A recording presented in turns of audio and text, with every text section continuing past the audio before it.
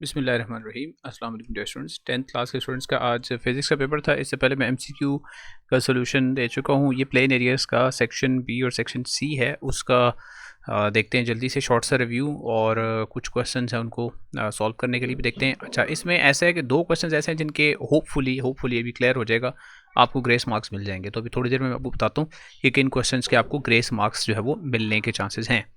सबसे पहला क्वेश्चन है distinguish between mechanical waves and electromagnetic waves. बहुत ही आसान। Mechanical waves require medium for their propagation, electromagnetic waves require do not require medium for their propagation. और mechanical में sound और इसमें लाइट वेव्स आप लिख सकते थे। Next was distinguish between magnifying power and resolving power of an optical instrument. यानी specify नहीं किया, जस्ट आपको कोई से भी ऑप्टिकल इंस्ट्रूमेंट के लिए मैग्नीफाइंग पावर और रिजॉल्विंग पावर जो है उनको डिफरेंशिएट करना था। तो मैग्नीफाइंग पावर ये है कि ऑब्जेक्ट के मुकाबले में कितने टाइम्स जो है वो इमेज को बड़ा करके मैग्नीफाई करके एक दिखाता है। और रिजॉल्विंग पावर ये है कि दो क्लोजली प्लेस्ड ऑब्जेक्ट्स के दरमियान डिफरेंशिएट कितना अच्छा कोई ऑप्टिकल इंस्ट्रूमेंट कर लेता है। तो ये आपकी बुक में से था, तो आई एम श्योर ये आसानी से आप लोगों ने लिख लिया होगा। What is the general value of the near point of eye? तो 25 सेंटीमीटर होती है for a healthy person eye के लिए। अच्छा, नेक्स्ट क्वेश्चन था what is meant by intensity and intensity level of sound. तो दो बातें हैं, इंटेंसिटी अलग से है और इंटेंसिटी लेवल आपको पता है वो अलग से है। तो इंटेंसिटी तो होता है energy that is flowing through unit area पर सेकंड। तो इसको पूरा डिफाइन करके फिर इसका यूनिट लिखना था, वाट पर मीटर स्क्वायर इसका यूनिट भी होता है।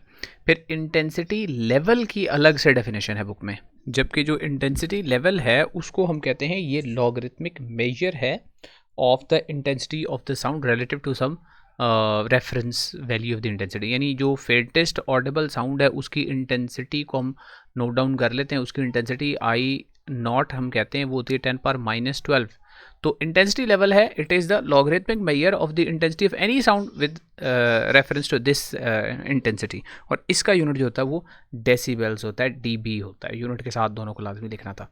स्टेट लेंसेज लॉ, अब लेंसेज के साथ लॉ भी लिखना मुनासिब नहीं समझा उन्हें, पर लेंसेज लॉ है what energy changes are involved. कल आपको याद होगा जो लास्ट मैंने पेपर आपको दिया था उसमें ये क्वेश्चन मैंने इंक्लूड किया था कि it is the manifestation of law of conservation of energy. तो law of conservation of energy ही है जिसकी बेस या जिसको ये प्रूव कर रहा है, सेटिस्फाई कर रहा है। तो सबसे पहले स्टेट करना था, स्टेटमेंट इसकी ये थी कि the direction of the induced EMF is such that it opposes its cause. और what energy changes are involve when a bar magnet is move towards the conductor.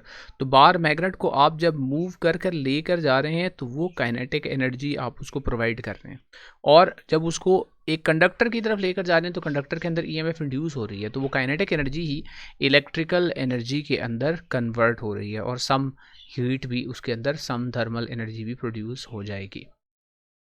उसके बाद नेक्स्ट नंबर 3 में डिस्क्राइब कन्वेंशनल करंट। ये भी आपको याद होगा कि मैंने आपको बताया था कन्वेंशनल करंट और उसका डिफरेंस, लेकिन यहाँ स्पेसिफिकली कन्वेंशनल करंट आ गया। तो conventional current is the flow of equal amount of positive charges as equal to the number of free electrons. यानी जो फ्री इलेक्ट्रॉन्स का फ्लो है उसके ही बराबर नंबर ऑफ पॉजिटिव चार्जेस की मूवमेंट को कॉन्स्टिट्यूट करता है conventional current. Connect a battery, a switch and conductor in series and draw the direction of conventional current in the circuit. तो बहुत ही आसान है, बैटरी ड्रॉ कर दी, ये वायर्स कनेक्ट कर दी, यहाँ आपने एक स्विच लगा दिया, स्विच की कोई भी यहाँ पे सिंबल लगा सकते हैं। तो connect a battery, switch and conductor in series. जैसे बैटरी, स्विच और कंडक्टर तो ये वायर ही है, तो आई थिंक ये ऐसे ही हो जाएगा।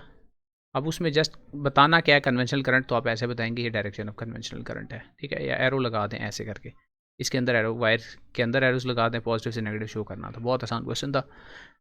अच्छा, compare the nuclear fission and nuclear fusion reactions. ये भी कंपैरिजन वाले मैंने आपको क्वेश्चन जो बताए थे उनमें क्लियरली बताया था कि ये बहुत इंपॉर्टेंट क्वेश्चन है, फिजन और फ्यूजन का कंपैरिजन। तो फिजन रिएक्शन के अंदर क्या होता है, एक हैवियर न्यूक्लियस जो है वो स्प्लिट हो जाता है इनटू 2 और मोर स्मॉलर डॉटर न्यूक्लियाई। एक या दो जो है वो स्मॉलर न्यूक्लियाई में कन्वर्ट हो जाता है विद रिलीज ऑफ एनर्जी। और फ्यूजन रिएक्शन के अंदर ये होता है कि दो स्मॉलर न्यूक्लियाई आपस में फ्यूज होते हैं और एक बड़ा न्यूक्लियस बनाते हैं। और फिर उसके बाद एक नंबर में ये इक्वेशन भी कंप्लीट करनी थी। पहले 2 मार्क्स जो हैं वो ये थे कि दोनों का डिफरेंस बताना है कि फ्यूजन के लिए एनर्जी रिक्वायर्ड होती है, बिकॉज दो न्यूक्लियाई को फ्यूज़ ऐसे हम कर नहीं सकते पॉजिटिव चार्ज होने की वजह से प्रोटॉन्स के ऊपर, तो एनर्जी रिक्वायर्ड होती है। फिजन में एनर्जी स्टार्ट में रिक्वायर्ड नहीं होती, पार्टिकल एक रिक्वायर होता है जैसे न्यूट्रॉन है, और पर न्यूक्लियन एनर्जी फ्यूजन में ज़्यादा रिलीज़ होती है एज़ कम्पेयर टू फिजन, और ओवरऑल एनर्जी फिजन में ज़्यादा होती है क्योंकि हैवियर मैसेज जो है वो इन्वॉल्व होते हैं। अब इसमें जो है वो कंप्लीट करना था कंप्लीट द इक्वेशन। अब मुझे ये कुछ सही, इस पेपर की क्वालिटी ऐसी नहीं है, कुछ सही मुझे नज़र नहीं आ रहा, लेकिन मैं आपको हिंट दे देता हूँ कि ये जो ऊपर वाले मैसेज लिखे हुए हैं, इन मैसेज को आपने जो लेफ़्ट साइड पे हैं इनको प्लस करना है, और जो राइट साइड वाले हैं वो इसके बराबर ही आ जाने चाहिए। अच्छा बहरहाल ये खाली जगह है बीच में, चलें ये क्लियर हो गया, ये खाली जगह। तो यूरेनियम में आई थिंक 234 है, और न्यूट्रॉन उसमें एक ऐड हो जाएगा, तो 234 में एक ऐड करें तो वो आ जाता है 235 लेफ्ट साइड पे। तो राइट साइड पे बेरियम 141 है, तो इसमें से मैं हाँ माइनस कर देता हूँ ये वाला 141, और फिर 3 न्यूट्रॉन्स है तो 3 और माइनस कर देता हूँ, यानी इसमें से मैं ये 144 जो है वो माइनस कर दूंगा, तो जो बाकी बचेगा वो यहाँ पे आप लिख देंगे। 1 यहाँ पे आ जाएगा, 13 में से 4 तो 9 आ जाएगा, तो 91 बेरियम और क्रिप्टॉन है, तो क्रिप्टॉन की यार यहाँ पे 91 लिख देंगे, और यहाँ पे उसका एटॉमिक नंबर लिख देंगे। ठीक है जी।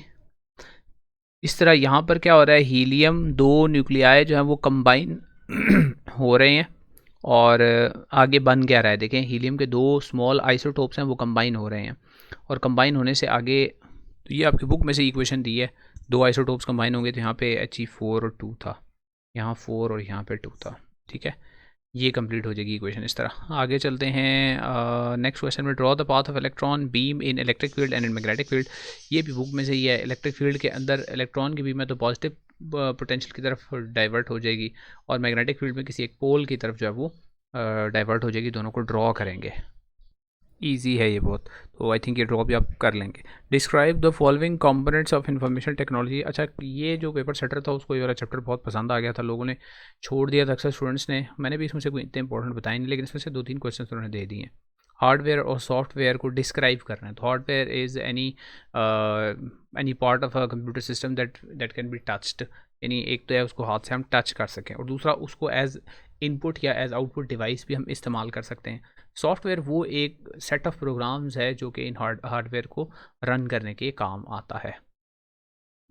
उसके बाद हार्मोनिक वेव इज़, अच्छा इसके आपको उम्मीद है इंशाल्लाह ये पार्ट सी के मार्क्स मिल जाएंगे बिकॉज इसमें इन्फॉर्मेशन इनकम्प्लीट है। Harmonic wave is moving along a rope the source generating the wave completes 50 vibrations in 20 seconds, और आपने उसका टाइम पीरियड बताना है और फ्रीक्वेंसी बतानी है। तो टाइम पीरियड फ्रीक्वेंसी रेसिप्रोकल होता है, दोनों में से कोई एक फाइंड आउट कर लें।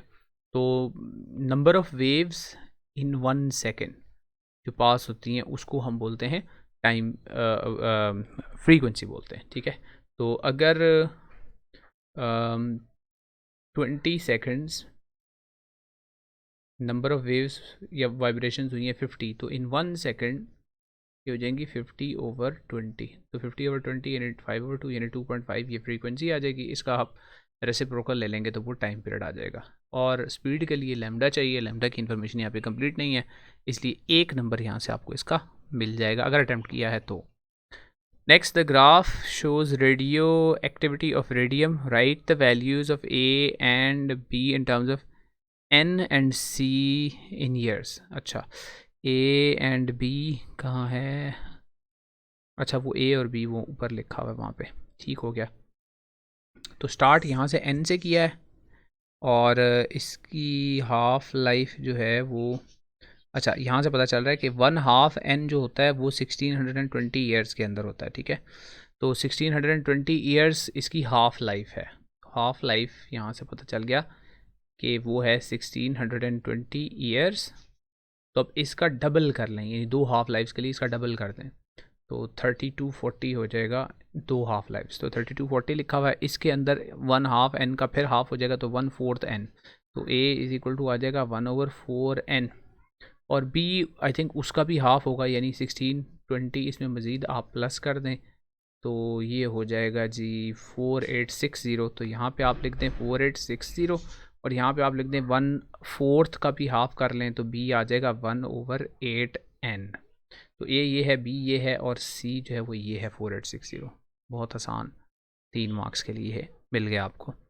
अच्छा जी, नेक्स्ट इसके बाद what is meant with the quality of sound, इसका एमसीक्यू भी आ गया है। Quality of the sound is the characteristics of the sound that is used to distinguish between two sounds having equal loudness and pitch. अच्छा, explain briefly the उसमें मिसाल आपने एक एग्जांपल आपने देनी थी किसी एक म्यूजिकल इंस्ट्रूमेंट की दे दें कि पियानो और गिटार अगर एक रूम में बज रहे हैं तो हमें पता है एक पियानो है गिटार है, इवन दो दोनों की लाउडनेस और पिच वगैरह सेम हो, क्योंकि दोनों की क्वालिटी डिफरेंट होती है। Explaining briefly transmission of electric signals through wires in telephone, ये भी इसी चैप्टर से आ गया जो आईटी वाला चैप्टर है। अच्छा जी, उसके बाद नेक्स्ट है find the value of the critical angle of for water, angle of refraction is 90 degree, the refractive index of water is 1.33। तो वो आपको 90 डिग्री वैसे ही दे दिया एंगल ऑफ रिफ्रैक्शन, तो वहाँ से क्रिटिकल एंगल आपने फाइंड आउट करना है। तो n equals to 1/sin c होता है, ये मैंने आपको याद होगा वीडियोज़ में 2-3 दफ़ा ये आपको न्यूमेरिकल मैंने बताया था कैसे करना है। तो साइन इन्वर्स ऑफ 1/n करके यहाँ से c आप निकाल देंगे, तो c equals to sine inverse of 1/n, जबकि n यहाँ पर है 1.33, तो आप कैलकुलेटर पे साइन इन्वर्स कर दें of 1.33, sign inverse of 1 divided by 3 on my calculator is 19.47, तो 19.47 आ जाता है इसका आंसर। चेक कर लीजिएगा एक दफ़ा, मैंने मोबाइल पे किया है इसलिए गड़बड़ भी हो सकता है। Okay, draw the diagram of electron gun, ये थोड़ा सा ज़ाहिर है मुश्किल था, अगर आपको याद है प्रैक्टिस की हुई है तो ये बड़ी ऑड सा क्वेश्चन एक दे दिया, तो होपफुली आप लोगों ने ये वाला नहीं किया होगा, दूसरा किया होगा। Draw the circuit diagram of a series and B parallel combination resistors R1 R2 and 3। आपको याद होगा, ये भी मैंने आपको बताया था कि सबसे पहले आपने बुक में कॉम्बिनेशन ऑफ कैपेसिटर्स और रेजिस्टर्स के क्वेश्चंस करने हैं, तो ये क्वेश्चन भी आ गया और एक आधा आई थिंक एमसीक्यू भी आया हुआ है।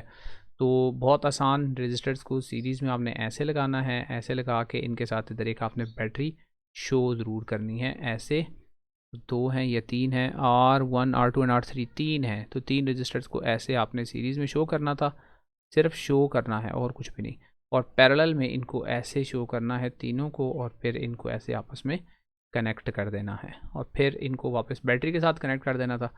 और फिर आगे ये पूछा हुआ है कि किस में in which combination equivalent resistance is less than the smallest resistance, ये पैरेलल में ऐसा होता है। Set the working principle of AC generator, working principle AC generator का ये इलेक्ट्रोमैग्नेटिक इंडक्शन है, ठीक है, working principle is electromagnetic induction. For which position of the plane of the coil the number of magnetic field lines passing through it is maximum. तो plane of the coil, अगर plane ऐसे है, ये plane कहते हैं इसको, ये coil का जो सामने वाला ये हिस्सा है इसको प्लेन बोलते हैं, ठीक है। अब इस प्लेन में से maximum number of magnetic lines of force इस सिचुएशन में पास हो सकती हैं, और अगर ये ऐसे पड़ी हुई है कॉइल ऐसे करके, तो इसमें से minimum number of lines pass हो सकती हैं। तो कॉइल अगर वर्टिकल होगी तो maximum lines of force pass होंगी, मिनिमम होगी तो सॉरी पैरेलल होगी तो हॉरिजॉन्टल होगी तो मिनिमम पास हो सकती है। ये साथ लिख देना था आपने। What is meant by electric field lines, draw electric field lines for plus Q and minus Q, तो ये क्यू है, प्लस का इससे फील्ड लाइंस बाहर को जा रही हैं, ये सारी ऐसे ड्रॉ हो जाएंगी आसानी से, और नेगेटिव में इसको इनवर्ड सारी एरोस को मोड़ देना था बस। In list any 3 functions of computer word processing, ये भी उसी चैप्टर में से दे दिया, तो बहुत ऑड है कि उस एक चैप्टर में से ये 3 क्वेश्चंस दे दिए। Someone liked this chapter very much. तो इसमें से वर्ड के कोई से यूजेस लिख सकते हैं, आप लेटर टाइप कर सकते हैं, आप कॉपी पेस्ट चीज़ें कर सकते हैं, डाटा कम्युनिकेशन और ईमेल वगैरह कर सकते हैं, मतलब टाइप कर सकते हैं सब कुछ। अच्छा, और एडिट वगैरह भी कर सकते हैं। Briefly describe factors affecting induced EMF, ये भी हमने बताया था। नंबर ऑफ टर्न्स होते हैं, और एरिया ऑफ द कॉइल होता है, और strength of the magnetic field and the relative speed, relative speed कितनी तेज़ी से आप इसको करते हैं, चेंज करते हैं, फ्लक्स को कितनी तेज़ी से चेंज करते हैं, ठीक है। How does fax machine work, ये भी उसी चैप्टर में से है। 4 क्वेश्चन हो गए हैं जी सिर्फ बी सेक्शन में आईटी में से, तो आईटी जिसने छोड़ा है तो उसके लिए तो गड़बड़ थी, लेकिन बहरहाल इसके साथ वाले आसान ही थे क्वेश्चन। 2 कैपेसिटर्स, अब देखिए कैपेसिटर वाला आ गया question. 20 microfarad and 30 microfarad are connected in parallel with a power supply of 12 volts, find the capacitance and charge on the 20 microfarad capacitor only. अच्छा, सिर्फ 20 वाला, तो अगर आपने उनको पैरेलल में कनेक्ट किया है तो यू नो के पैरेलल के अंदर वोल्टेज जो है वो दोनों के अक्रॉस सेम होगा। तो दोनों में से किसी एक यानी 20 माइक्रोफैरड वाले के अक्रॉस आपने फाइंड आउट क्या चीज़ करनी है। 1 सेकेंड, उसके अक्रॉस आपने करना है कि उसका find the capacitance and charge on the 20 microfarad capacitor. तो ये 20 माइक्रोफेरेड क्या चीज़ है? कैपेसिटेंस ही है। चार्ज, अच्छा चार्ज चलें फाइंड आउट कर लेते हैं। इसको कहते हैं Q1 कह लेते हैं। V को सी वी होता है, तो C1 उसकी कैपेसिटेंस इंटू वी है। तो 20 माइक्रोफेरेड है, तो 20 इंटू वी है 12, तो इनको मल्टीप्लाई कर लेंगे तो आपको ये मिल जाएगा Q1। अगर इक्विवेलेंट कैपेसिटेंस के वी है तो पैरेलल में दोनों की इक्विवेलेंट कैपेसिटेंस ऐड कर देंगे, लेकिन यहाँ तो सीधा एक आवा है find the capacitance and the charge on 20 microfarad. तो 20 माइक्रोफेरेड की कैपेसिटेंस 20 माइक्रोफेरेड ही है। ओके उसके बाद है an electric geyser working at a potential difference of 220 volt draws 20 amperes current, how much electrical energy will it consume in 1 hour. तो electrical energy का formula है E equals to V into I into T. तो V यहाँ से उठा लेंगे 220, I यहाँ से उठा लेंगे, करंट है 20 और टाइम यहाँ से 1 घंटा है तो इसको 60 मिनट और मिनट्स को सेकंड्स में कन्वर्ट करके इसका आंसर जूल्स में लिख देंगे जो भी आ रहा है। तो ये आई थिंक आपका सेक्शन नंबर B जो है वो कंप्लीट हो गया है। तो इस वीडियो को यहीं तक रखता हूँ। सेक्शन B का सोल्यूशन है, कोशिश करता हूँ जल्दी से आपको सेक्शन C का भी सोल्यूशन बता दूँ नेक्स्ट वीडियो में। तो see you in the next video then इंशाल्लाह।